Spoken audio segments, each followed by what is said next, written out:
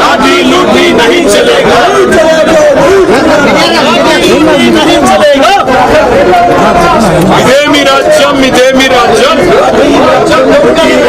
इदेमी राज्यम, इदेमी राज्यम, लाठी राज्यम, लूटी राज्यम, इदेमी राज्यम, इदेमी राज्यम, लाठी राज्यम, लूटी राज्यम, इदेमी राज्यम, इदेमी राज्यम, लाठी राज्यम, लूटी राज्यम। नहीं चलेगा, नहीं चलेगा, लाठी लूटी नहीं चलेगा। గిరిజన రైతులకు సంఖ్యల్లా, గిరిజన రైతులకు సంఖ్యల్లా, గిరిజన బిడ్డలకు బేడీలా, గిరిజన బిడ్డలకు బేడీలా, గిరిజన రైతులకు సంఖ్యల్లా, మంత్రులకేమో జల్సాలు,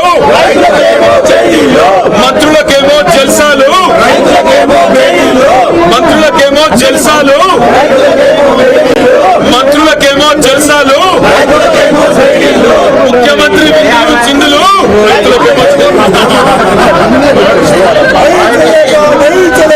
తానాశాయి నై, రైతులకు బేడీలా, రైతులకు బేడీలా, రైతులకు బేడీలా, గిరిజన రైతులు జైల్లో,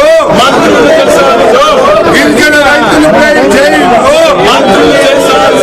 రైతులకు బేడీలా, అరెస్ట్ చేసిన రైతుల్ని వెంటనే, అరెస్ట్ చేసిన రైతుల్ని వెంటనే, అరెస్ట్ చేసిన రైతుల్ని వెంటనే, అరెస్ట్ చేసిన రైతుల్ని వెంటనే, గిరిజన రైతులకు బేడీలా, నై చలేగా, నై చలేగా।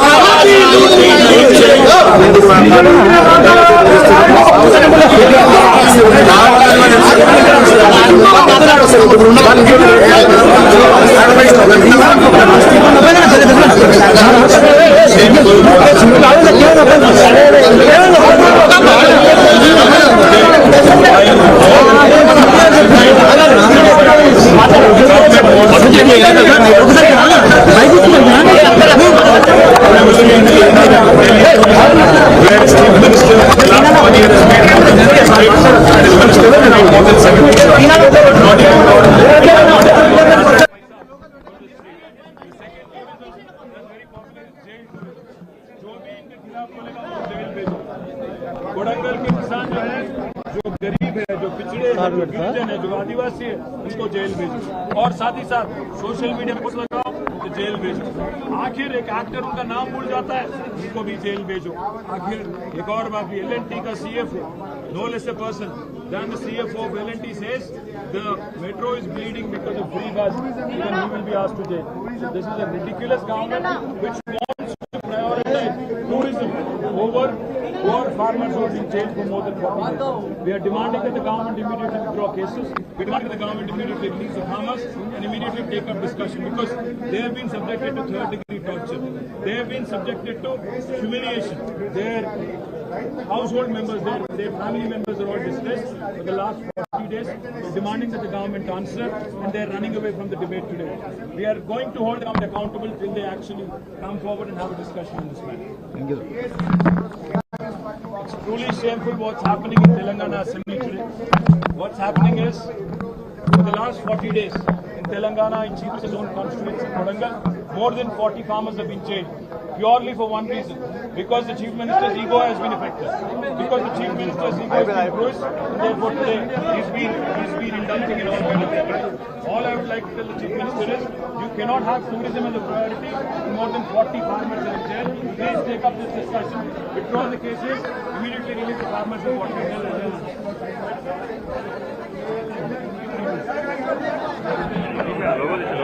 लोगों दिशे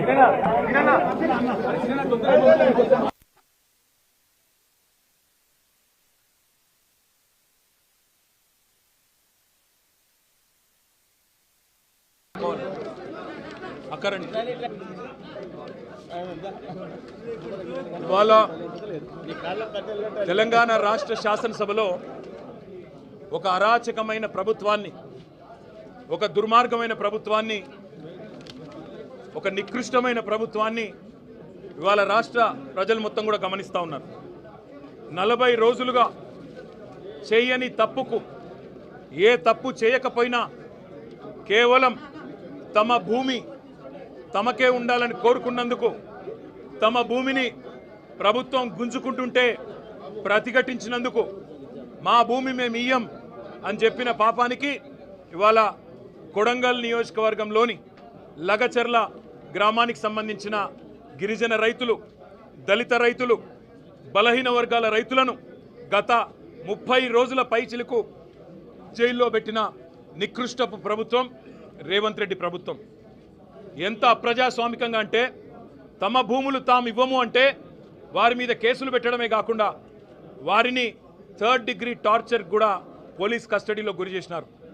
అక్కడ ఉండే ఎస్పీ గారికి వీడియో కాల్ చేసి వాళ్ళని కొడుతుంటే ఆయన అక్కడ తిరుపతి రెడ్డి గారు, ఎస్పీ గారు చూసి ఆనందించేలాగా కరెంటు షాకులు పెట్టి 3rd డిగ్రీ టార్చర్ చేసి వాళ్ళని హింస పెట్టింది రేవంత్ రెడ్డి ప్రభుత్వం.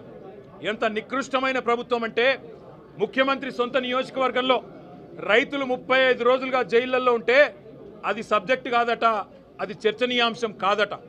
కానీ పర్యాటక రంగానికి సంబంధించి చర్చ పెడతానంటున్న సన్నాసి రేవంత్ రెడ్డిని నేను అడుగుతా ఉన్నా, నీకు మనసుందా? నీకు హృదయం ఉందా? నీ నియోజకవర్గంలో నిన్ను ఓటేసి గెలిపించిన ప్రజలు, నిన్ను ఓటేసి ముఖ్యమంత్రిని చేసిన ప్రజలు జైళ్లలో ఉంటే సిగ్గు లేకుండా